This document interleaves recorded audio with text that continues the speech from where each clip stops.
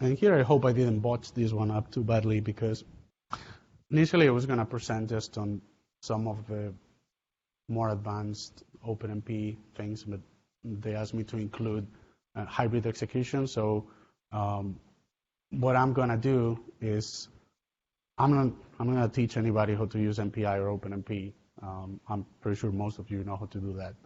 And if not, having half an hour to talk about it is not really enough. But what I'm going to cover is what hybrid execution is from the point of view of mixing MPI and OpenMP. I'm going to talk about what the typical methods of running that are. And that's going to be a fairly brief introduction. I'm not going to spend half an hour on that. After that, I'm going to talk about OpenMP tasking, essentially concepts that were introduced on OMP 3 and above. And then OpenMP SIMD, just because vectorization is so important on this system. After that, I'm going to have a final section where I'm going to discuss Affinity, and I'm going to include Affinity both for pure threaded codes and hybrid MPI plus OMP codes.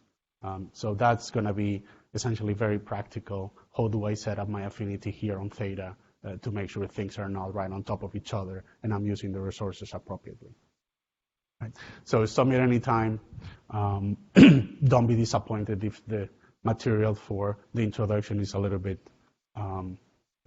light, but feel free to ask me any things that are not covered. So hybrid computing, we don't need to spend much time here.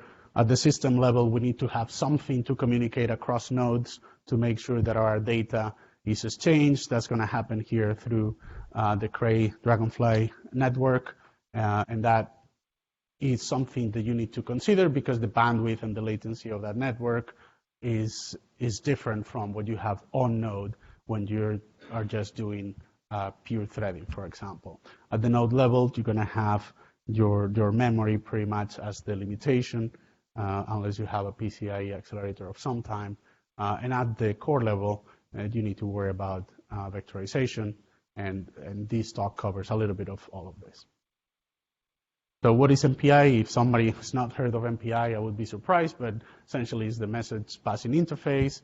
It's a multi-language standard API for parallelism, and it provides you with your typical APIs and environmental variable controls for execution. You have the reference there to latest specs and so on, and there's a ton of implementations. Some of the most common would be Cray MPICH, the MPICH original as well, MPICH 2, Intel MPI, OpenMPI, right? And all of those implementations have different characteristics because the standard just sets the API and what it's supposed to do, and how you actually implement that can affect performance significantly, right? The MPI programming model is very straightforward. Everything is very explicit. Once you start MPI, a series of processes are respond, and each of these have to communicate to exchange data because their memory spaces are separate. This is unless you're using something like PGAS or global arrays where there is an infrastructure to take care of that, but I'm not going to cover that today. So there's no automatic workload distribution. There is no automatic synchronization except for some API calls. And your API is going to contain some calls to gather information from the system, like which process rank am I, how many processes total are there in the system, and then point-to-point and collective communications to exchange data in different ways. The way they use the API is very straightforward. If you just wanted to have an MPI code, you would really only need 3 calls. Well, actually 2 calls and a header. You will need an MPI init, an MPI finalize, and you would be done with it. And you can see 2 simple examples there on the right for Fortran and C. C and Fortran have exactly the same APIs. The only difference is that in Fortran, you have an additional argument at the end that contains the error code. In the C implementation, in the C standard, what you get is the type return of the API is the actual error code. So very straightforward. from the setup point of view. Now, OpenMP, on the other hand, is the open multiprocessing API, and it gives you. This is not an explicit. In most cases, this is not an explicit. Hey, I'm going to send you this data, and oh, I'm waiting to receive that data that MPI does. No, in this case, we use directives, we use pragmas to say, I would like this loop parallelized, thank you very much. And then the runtime will divide that loop in chunks that are assigned to different threads, and so on. So very different mode of operation from MPI. Not only from the fact that this happens in a shared memory space and MPI doesn't, but also from the point of view of workload distribution and so on. And obviously, I'm doing a great generalization here. You can use OpenMP in many different ways where you are very explicit about what each task is doing. I'm just talking about the most common way of using it, right? OpenMP has great support from compilers all across the vendor spectrum. So you're not going to find a compiler. Well, you might, but then you might not want to use that compiler if it doesn't have support for OpenMP, because it means it might have not support for many other things too. The programming model in OpenMP is essentially a fork-join model of parallelism. In MPI, essentially, when you start executing your code, each task is going to execute all the time until the code hits an MPI finalized. In OpenMP, the case is different. OpenMP understands that, hey, real applications are not always parallel. There are sections that might have to be serial. So on OpenMP, you have a master thread that starts, it hits a parallel region, then it forks into multiple threads that execute the contents of that parallel region, then it joins again onto a single master, and this continues until the end of the execution. Typically, these parallel regions have the same sizes, but this is not necessary. It can be controlled by you. Also, when you hit a join section, that does not mean that those threads are destroyed. In many cases, they're just idling, waiting for a new parallel region to appear so that there's not an overhead again of creating these threads and so on. OpenMP doesn't really work with an API to exchange data. It works with constructs. And I like to divide them in functionality areas. So for me, the basic components are the parallel construct that actually starts the threads. So that's a very special construct. Work sharing constructs, things like OMP do or OMP4, that will actually distribute work among the threads. That's something you're not going to see on MPI. Data sharing constructs that indicate how the data needs to be treated inside the parallel region. And synchronization constructs, things like barriers and atomic operations or critical executions. This is also what I would call advanced functionality, but it's just newer functionality, really. It's just a different way of using OMP that wasn't available in the past when I learned it, right? And this includes tasking, SIMD, things like affinity settings on the environment, which is reasonably recent, and target offloads to devices. And then, obviously, you still have your runtime functions and controls, things like environmental variables to set up the number of threads that should be executing, and things of the sort. Two very simple examples that you have there on the right, for Fortune on the top and C at the bottom. They just show how you would set up an OpenMP parallel region, and then inside that parallel region, you would have a work sharing construct, OpenMP do. And if you know anything about OpenMP, you know that those are composable. So you could actually just have a single pragma that was OMP parallel do or OMP parallel for. Right? So in principle, fairly straightforward way of parallelizing a section of your code. You move this parallelization as far out in the loop nest as you can so that each thread has sufficient work, and you just go for it. Now, how do you get these two to work together? Well, mostly you have to do it yourself as the developer, right? you're going to have to tell the runtime how your code is treating threads and MPI tasks for the runtime to be able to handle things in an optimal way. So instead of starting your MPI program with MPI init, you should start with MPI init thread, and then you should provide the required level of threading support.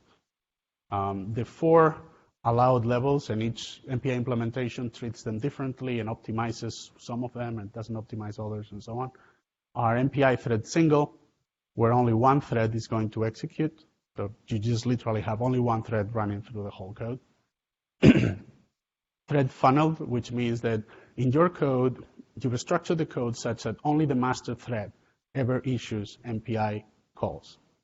You have MPI thread serialized, and in this case, you're telling the runtime that only one thread is going to run your MPI calls, but you're not telling it which one. So it could be any one thread, but only one. And this could change from one call to another. And then you're going to have MPI thread multiple, which is essentially a free-for-all, where you're saying, hey, any thread can do anything, anytime. And you can imagine that if anybody tries to optimize a runtime for that version, that's a nightmare, right, from the MPI runtime point of view. So the most commonly used options are the 2 that I highlight here, funneled and serialized, because they're really easy to interpret in the way that you lay down things. I start a process, and now I want the work that this process actually has to be divided into this number of threads, and we just keep going, and then maybe at the end of the work, I want to synchronize back with remote MPI tasks, and I'm going to send a message, but only one thread really needs to take care of that. So conceptually, the model is very simple. If you wanted to use something like thread multiple, where anybody could could execute API, MPI calls, then you have no support, at least for now, for thread IDs in the MPI calls. So you need to use things like the tags inside the MPI call to make sure that when you complete a synchronization, the right data got to the right owner, right? Otherwise, it gets really, well, it's not that it gets messy, you just get incorrect results. So 2 common implementations, and I'm giving you a super simple, trivial example here, are serialized and funneled. In serialized, like I said, only one thread can execute. And you can actually implement this in a very straightforward way. You can use a single construct. The OpenMP single construct just says, hey, I know we might be on a parallel region, but this part is only going to be executed by one thread. So the first available thread that hits that construct executes the MPI call and then waits until all the other threads reach a barrier at the end. So there's an implicit synchronization at the end of the single construct. This is really important, right? Because if you didn't have the synchronization, other threads could continue down. And I'll give you an example. I have an MPI send from a task, and I have an MPI receive from another. And what I'm doing after the receive is I'm starting to work with that data. I have no guarantee that the same thread that is sending is receiving. I just know that one thread is sending and one thread is receiving. But the thread that is receiving could be different from the thread that is sending, and then it would allow other threads to work on incorrect data that has not been updated yet. So that synchronization is critical when you have a MPI thread serialized. The same thing happens for MPI thread funneled. You promised the runtime that you were only going to use master to run MPI calls. In this case, the master construct does not have an implicit barrier at the end. So master will go in, execute, and keep going without waiting for the other threads. So you have to put an implicit OMP barrier at the end. But once you do that, you can see that these 2 ways of operation are very similar. I typically use the serialized version just because I don't really care who is issuing the MPI command. I just care that it happens reasonably quickly, so I grab the first thread that is available, and then I just wait for the rest.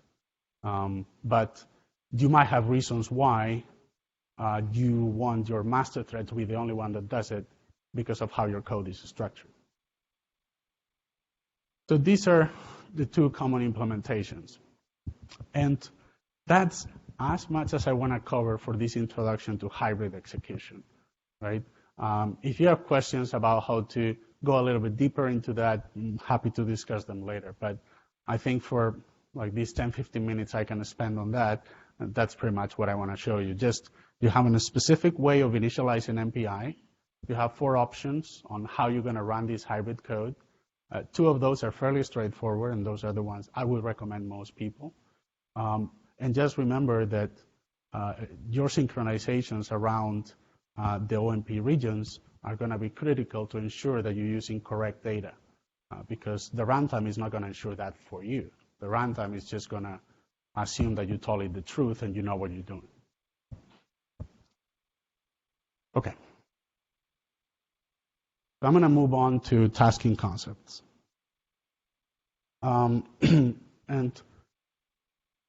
let me give you a little bit of background only. So prior to the standard version 3, OpenMP was completely focused on data parallelism, right? So just distributing work over threads, all the threads execute the same code. It's just a different block of data they're operating on. And that's great. That's great if your work is homogeneous, if every thread gets roughly the same amount of work and it's static and it doesn't change size with time and so on. But it has some limitations. It needs to know the loop count ahead of time. Otherwise, it cannot distribute the work, right? It has very little ability for dynamic scheduling. So you can play also with hierarchical levels of threading, but at the end of the day, you're still basing that on a static work distribution. So the level of dynamics, the changes, the dynamic level you have there is very, very narrow. So if you have tasks that are very regular, or they're works that are task-oriented, so you have a bunch of things with some intermediate dependencies, but not block dependencies that are global, this is really not the optimal way of doing things. It can work, but it's not optimal, because it will probably leave a big amount of parallelism and efficiency on the table when you turn it into something that is very block structured. So version 3 introduced the concept of tasking, right? And this tasking is, like I said, is particularly useful for irregular environments. Now, if you ask me what an OpenMP task is, what the standard says is that it's a specific instance of executable code in its data environment, which is like, okay, what does that mean? So an implicit task is, for example, a thread in a parallel region and the data associated with that thread that is going to be executed. An implicit task is that. An explicit task is something that you generate yourself with the OpenMP task construct that I have not described so far. So in this talk, I'm just going to talk about explicit tasks, right? I'm going to ignore the implicit tasks that are generated when you do a work sharing construct with an OpenMP 4 pragma, for example. Those are the regular sort of threads and tasks they're used to. That's not what I'm going to cover here. Pragma OpenMP task, so a task construct, it's something, you see a tiny example there on the bottom left. Essentially, it's going to define something as a task, and then you're going to have some loop where this task can be executed. But I'm going to show you how that actually works over the next slides. So this is just to indicate that it's just another construct, There's several ways to do task synchronization.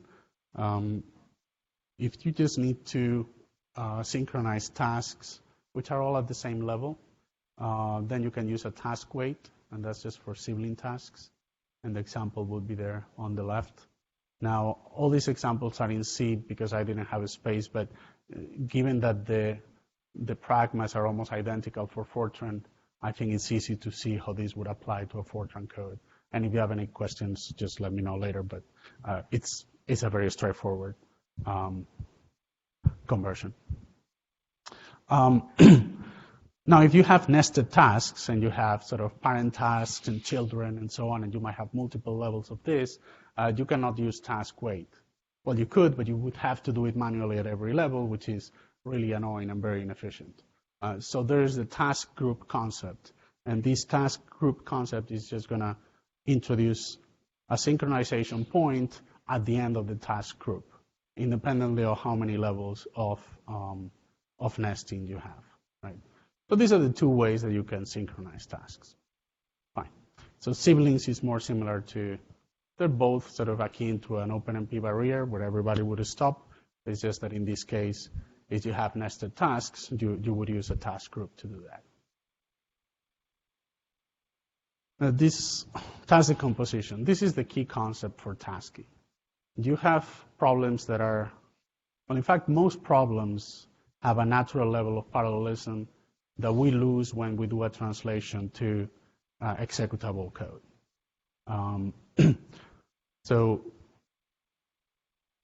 But there are some things that are specifically and really nicely tailored for tasking. One of them would be a DAG, a directive acyclic graph, right? And a tiny example is there. You can see the tasks A and B can execute anytime. Same as task D, really. A, B, and D could execute anytime. They have no upward dependencies. So they start, and they can just start running. Now, tasks C and E have dependencies above them. So until A and B are done, C cannot do anything. It has to wait until those two are done. And in the case of E, the one at the very bottom, essentially both C and D have to be completed. So you can see that there's a good level of potential parallelism here. A, B, and D could execute together. C and D could execute together. But if you would do this with regular OpenMP, because of the dependencies, you would end up with very little parallelism. Now, the way you would do this with tasks is you would have your parallel region. Inside your parallel region, you would have a single region. And what this single region does is it generates the tasks. Now, the tasks are not necessarily executed instantaneously. You generate the task is put on a queue. And then that queue starts being emptied depending on available resources and dependencies. So in this case, what we've done in this single construct is we've generated tasks to execute A, B, and D, because all of those are really independent and could execute anytime. And at the end of that, we've serialized the execution of C and E, because they have upward dependencies that we couldn't figure out here. There's a better way of doing this, and I'm going to show it in a minute.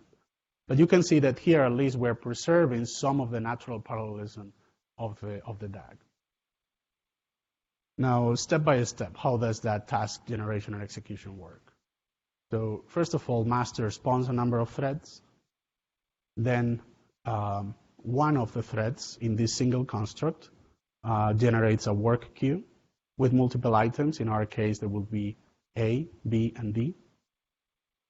The tasks on that queue start being executed by the threads in the parallel region as they become available and have no upward dependencies. So I will start crossing A, it's done, B is done, and in this case I only have two threads, so I would have to wait for A or B to be done in order to execute D. Once that happens, my queue of tasks is empty and I'm done. So at that point, you will hit your synchronization point, move out of there, and execute the remainder of the code. So it's very different from a simple fork join where you expect every thread to be doing the same thing all the time, right? Now, we serialized two parts of the previous DAG because we did not include any dependence information in the OpenMP runtime. There is a depend clause that allows to specify dependencies across tasks. And when we use this clause, we can recover pretty much all the parallelism that we lost in the previous implementation. So going over this example again, I again have a parallel region. I have a single region where I'm generating tasks, but you will see that I have nothing outside of this single region. There's nothing that is being serialized here. I'm generating all the tasks simultaneously. They're put in the queue, and they will be executed as soon as both their dependencies are met, and there is a hardware thread available to run. So you notice I have very simple input-output dependencies in this case. So A, capital letter A, has an output dependency of A. Well, I'm glad I didn't do this in Fortran because it would not be very good. So capital letter A function has an output dependency, which is A. So there's no input dependency. It can execute anytime. Same for B and same for D. Now, task C has two input dependencies, which are A and B, and you will see them as task depend in column A, comma B. And it has an output dependency, which is C, which is what it's generating. So as soon as A and B are ready, task C can be executed. So in this setup, C and D can execute in any order. It doesn't really matter because they don't depend on each other. But C definitely has to wait for A and B to be completed. Otherwise, it's missing two input dependencies. The final task that I've put there is just to print the value of E. So it executes E, gets the value, and prints it. In this case, I have two input dependencies, which are C and D. And there's no output dependency because my code stops here. And I'm not going to use E for anything. This is just a trivial example. So is the process clear? We have a parallel region. Yep. So, very good question. The names on the depend are the variables that you depend on. So once that function is finished and it's filled the variable A and the variable A is ready, then you can execute the next task. So so small cap A, B, C, D, those should be variables that are defined above this as regular. And they have to match otherwise, yes. Because it will be matched by the memory address, and otherwise it doesn't work. Right? Whatever you declare inside that single could be in any order. Yes, as long as the dependencies are fine, they're going to be resolved at the end of that single. You can have multiple single statements. I mean, in this case, it made sense to put them all together because we are not doing anything in between. They do depend on the memory, so the scope of these variables that you're using for your dependencies is actually important on the way that you structure the code. Yeah, thank you. Something else that you can do besides helping with these problems that are naturally they're natural maps to tasks, is you can parallelize certain recursions.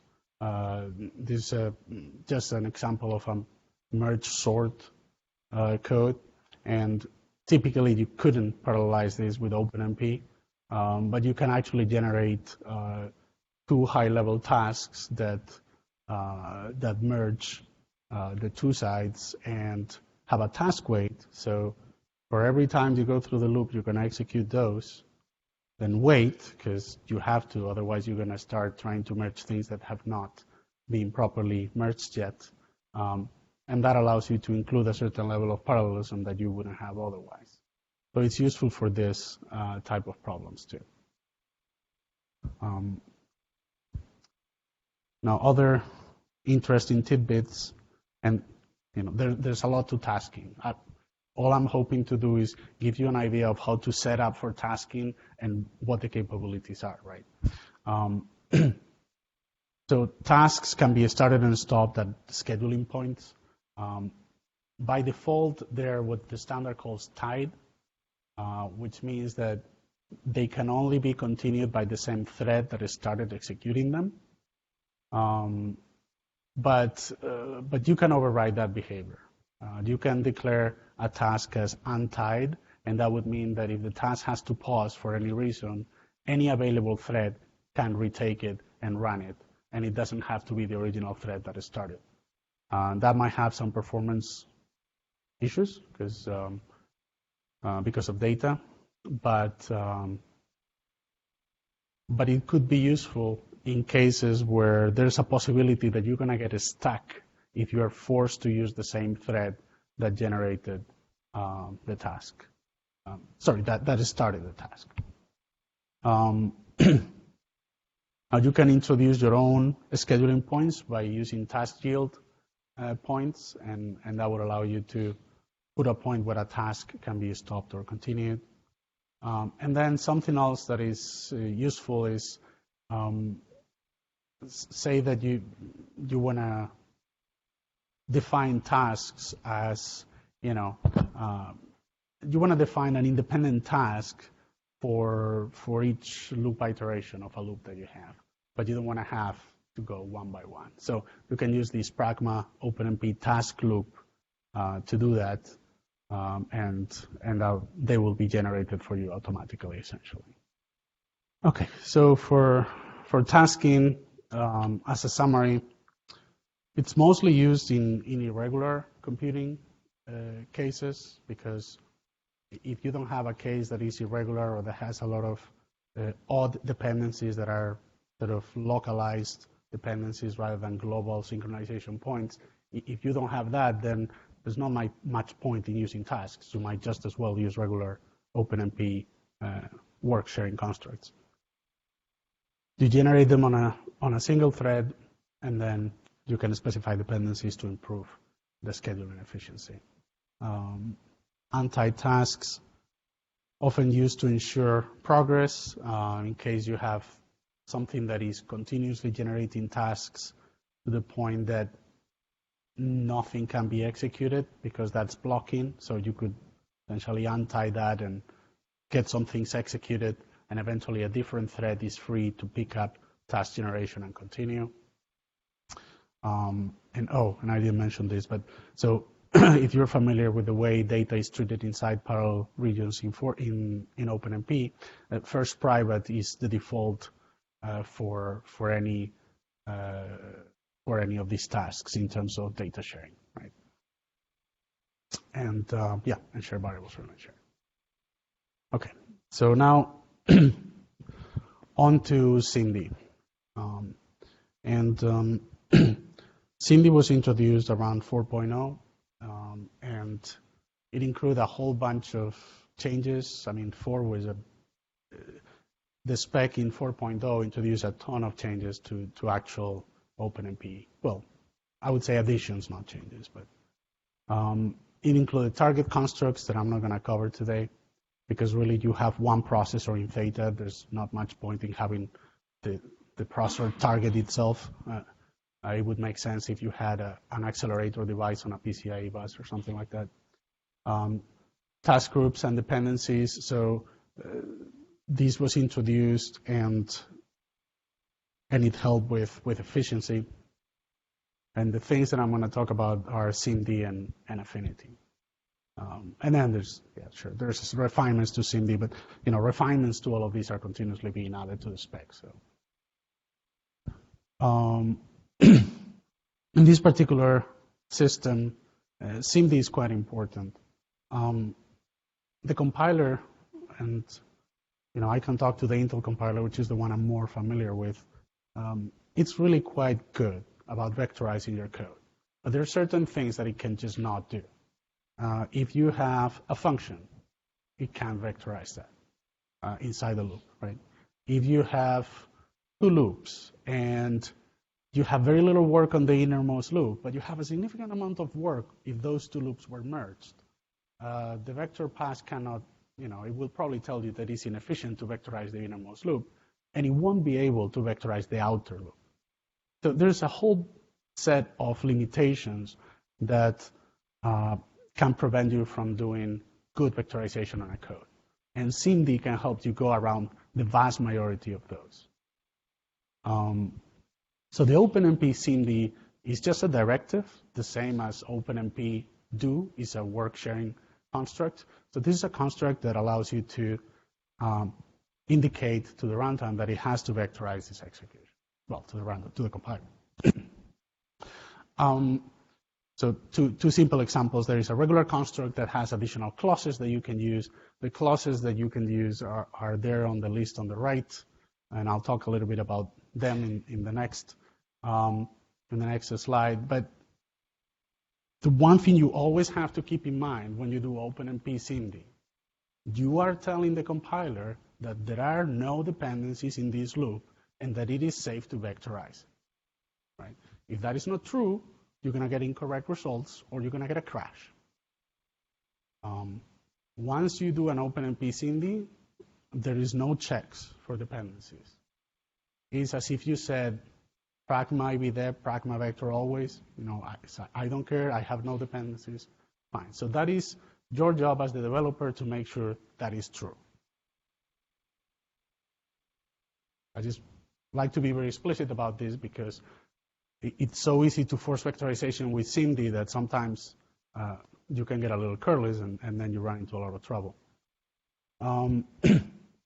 So a couple of details. So if you are doing an OMP SIMD on a do or for loop, that has to be in canonical form.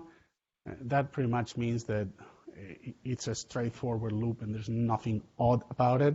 But if you go to MP 4.0, you can read exactly what they mean by a canonical loop. Some of the key clauses that you can use with the OMP construct are safe-len and SIMD-len.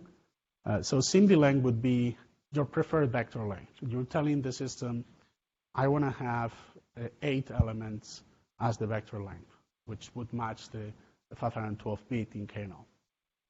Now that's your preferred. It doesn't mean the system is going to execute that. It could execute 4 if it thought it was a better idea. But typically it will follow your request. Safe-len essentially means how many iterations can I run without hitting dependencies. So your loop might have dependencies, but if the dependencies only appear if you move beyond, say, 8 iterations in the loop or 16 iterations in the loop, it's still safe to vectorize that loop to that length. Right? And so you can use those two to play around with things. And then linear and aligned, you can read the descriptions there. It's pretty straightforward. So linear essentially tells the system that for every iteration in the original scalar loop that you had, if your variable was incremented by this much, by a step in this case. And so in the vectorized loop, in the SIMD loop, it will increment by a step times the vector length for every vector execution. Pretty straightforward. Aligned is just what it sounds like. You're going to tell the compiler that variable X is aligned to base this, so it could be 64 or it could be something else. I think that's pretty straightforward. So an example of using this on an unusual setup would be this Pragma OpenMP SIMD. I have safe length 32, which means you can run through 32 iterations of this without hitting any data dependencies. And I'm telling the compiler that both A and B arrays are aligned to 64. Now, you would normally not be able to vectorize this because there is essentially an embedded if statement on that question mark. So for Fortran people, what this does is it does a comparison, and depending on the outcome, it will choose one of the two outcomes on both sides of the column, right? So there's an if statement and 2 possible results. So normally the compiler will not vectorize this because there's an if statement. There's a branching, so it's not going to do it. With OpenMP, you can actually force it to do it. Whether it's a very efficient way of doing this or not, different question, but it allows you to go around that particular issue. You can have OpenMP SIMD sections in your code without using OpenMP threads. So you can just compile with a flag -q OpenMP -SIMD, and that will make sure that these pragmas are understood and done correctly, even if you don't have any parallelization in the code.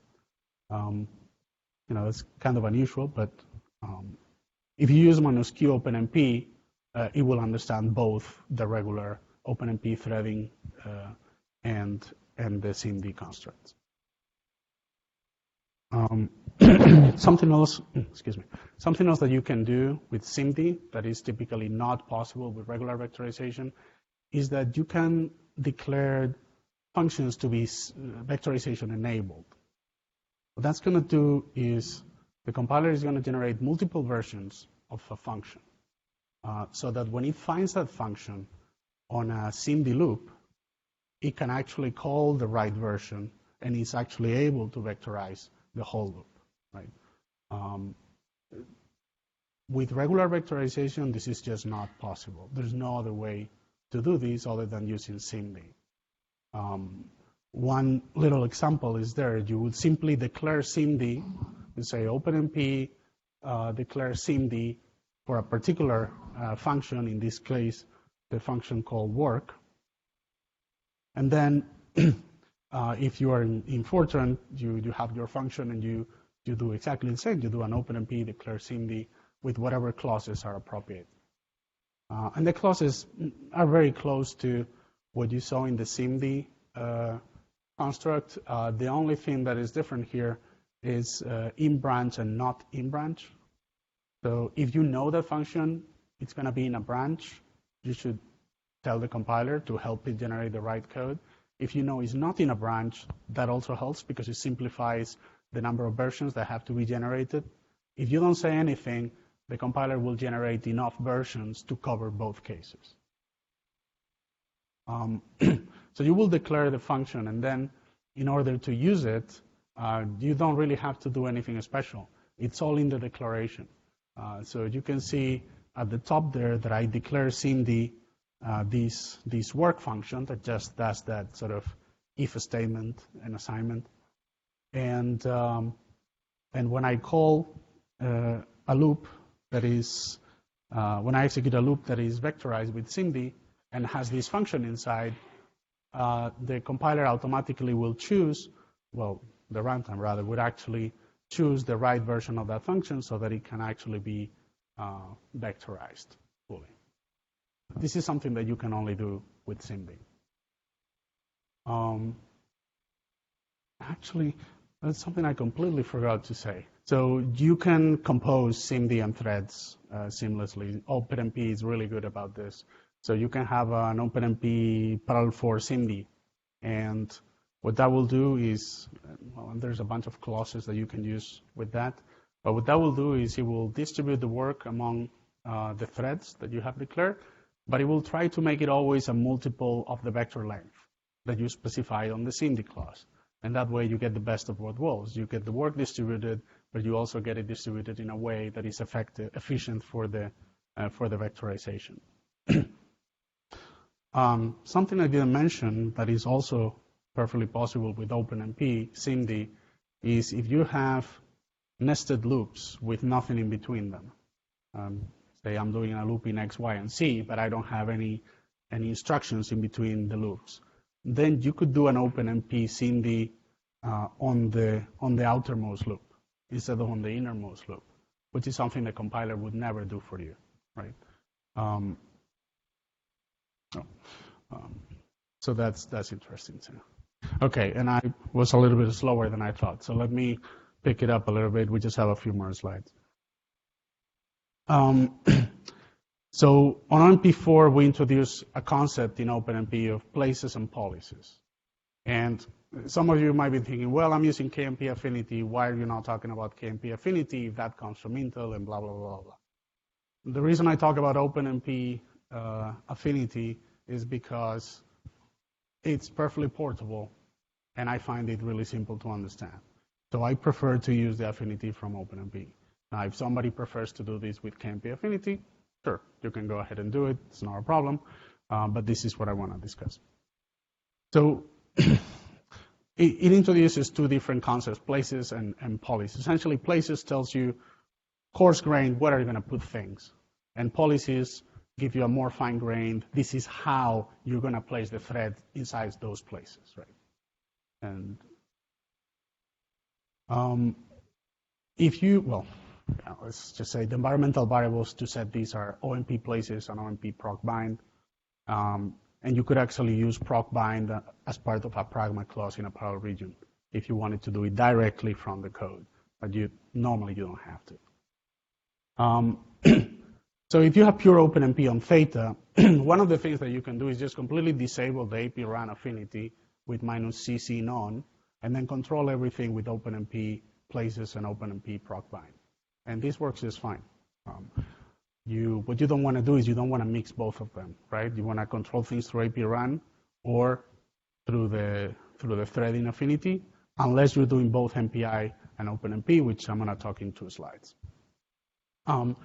So how does this work? So the first step in pinning is to define your places. And by default, there's 3 policies that are sort of high-level policies you can use, which are sockets, cores, and threads. Socket, they're pretty straightforward to understand. If you say my policy is that my OMP place is the socket, then threads can float in the socket. They're not limited to where they need to run. If you say cores, threads are limited to bouncing around on a core, but they cannot get out. And if you say threads, they're bound to a specific logical thread, and they can get in. For example, on a KNL, if I say cores, and I have 1 thread per core, that thread might switch from, logical thread 1 to 2 to 3 to 4, but not move out of the core. If I say it's bound to the thread, then it will be bound to 1 or 2 or 3 or 4, but it cannot switch to the others. If you want to do something completely different that says, I want to do an L-shaped domain where my threads are because I like the letter L, you can do that with places too. You have this interface where you export OMP places you have a lower bound, a length, a stride, and then you can say that this repeats. You can say there's an increment. And you can actually create multiple groups of this. So you can actually do very complicated place setups. And I really don't want to get into those today because that could take a long time. But the interface is very straightforward. The second step is to design how the threads are bound within the place. And again, we can provide a list, a specific list, but that's typically not ideal in terms of having to do that. What you normally want to do is use one of the 3 policies that are available, which are close, spread, and master. So close tries to place threads consecutively and as close to the master thread as possible, but following the places that have been set up. Spread tries to spread all the threads across the places so that uses most of the hardware available. And master plays all the threads on the master place to enhance locality, but that really only works if you are doing this in a very conscious manner. Otherwise, all you're going to do is you're going to have 64 or 256 threads all trying to use a single hardware resource, and their performance is going to be abysmal, right? So master is something that you have to be extremely careful if you want to use, and you need to understand why you're doing that. If you want to see what your policies are on your output from a job, just export OMP display amp equal true, and that will tell you what your settings were for your record. So let me give you a couple of examples. If we set, I'm just going to play with essentially 4 OMP NUM threads because it's convenient for this system. And if I said my places are 0, 4, and 2, that's an explicit list. That's where the threads are going to be bound. They're going to be bound to 0. Well, sorry.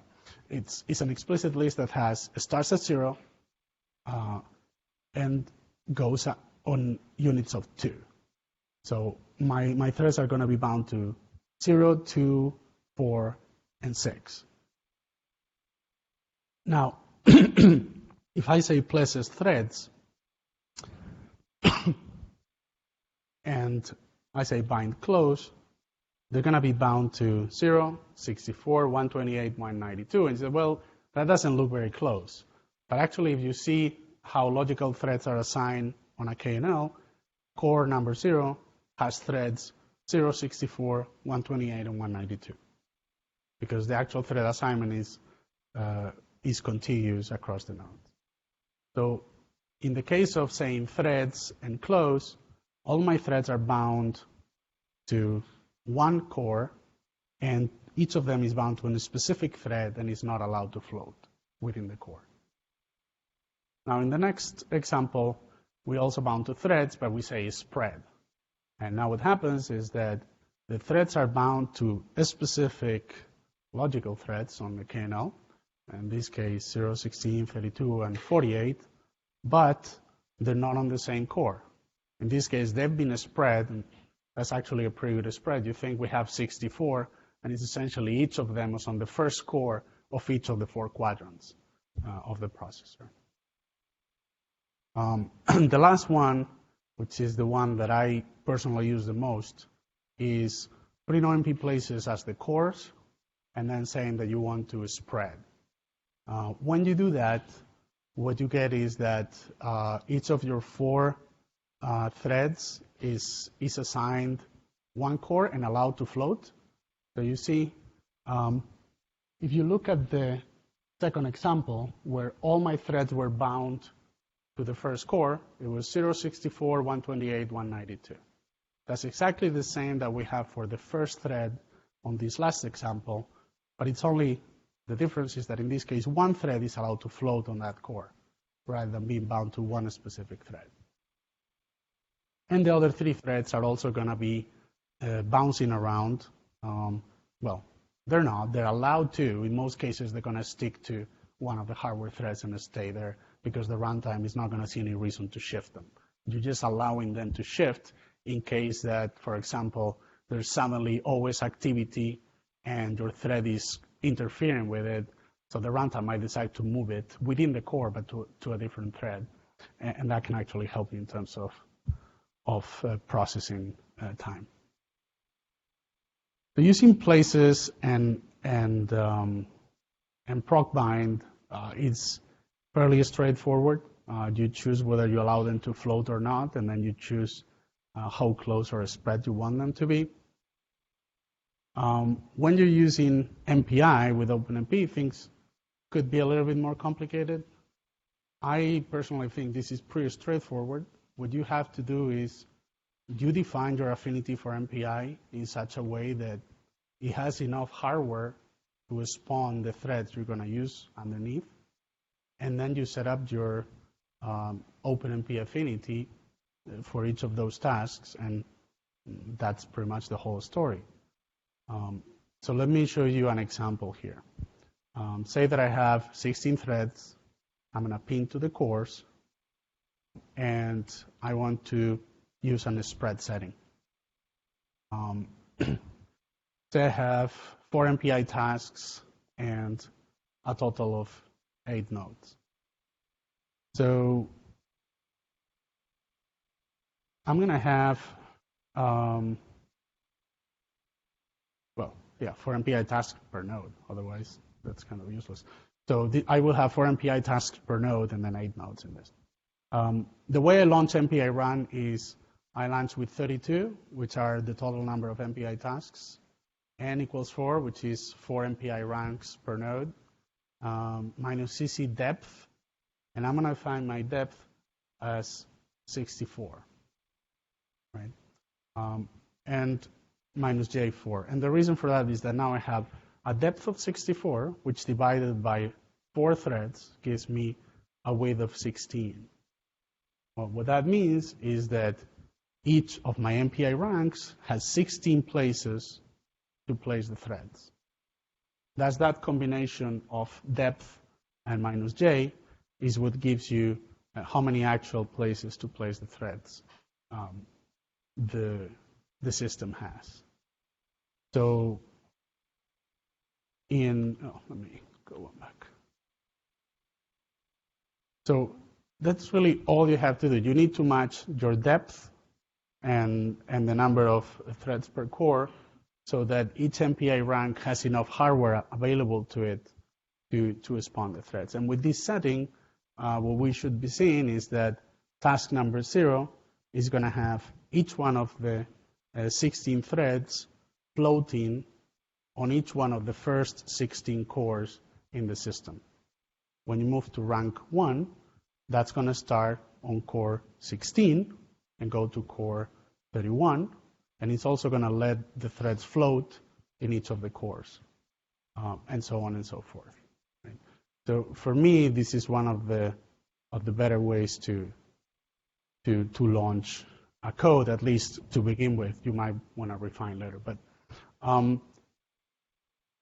if you notice here, the depth and the J, those are the ones that have to be matched to your OMP NUM threads, right? The total number of tasks and the number of tasks per node, those you can play around with.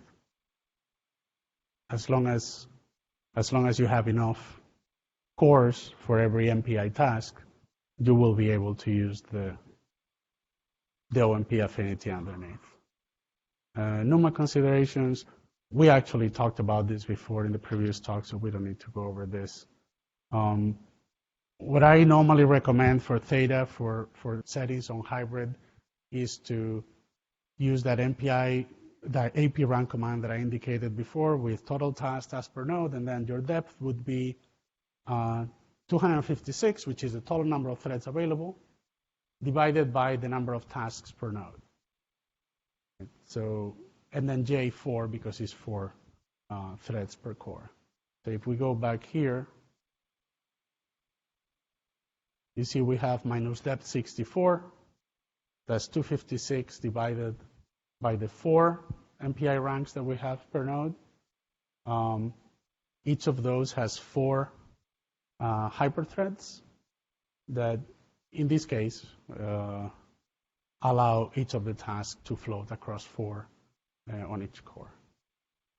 So it's, once you go over this example a little bit more slowly, I hope it will make sense. It's really, once you follow this formulation, it really becomes really straightforward to launch this job so that the affinity is right both at the MPI and the OpenMP level. One more thing I want to mention is that if you're going to put multiple threads per core rather than using a single OpenMP thread per core, it would be worth testing whether using a wait policy of passive helps you. Sometimes on KNL where you have, particularly if you have lots of threads per core, maybe not just 2, and this policy can help improve latencies. That's everything I had. Thank you, and sorry for being a little bit late.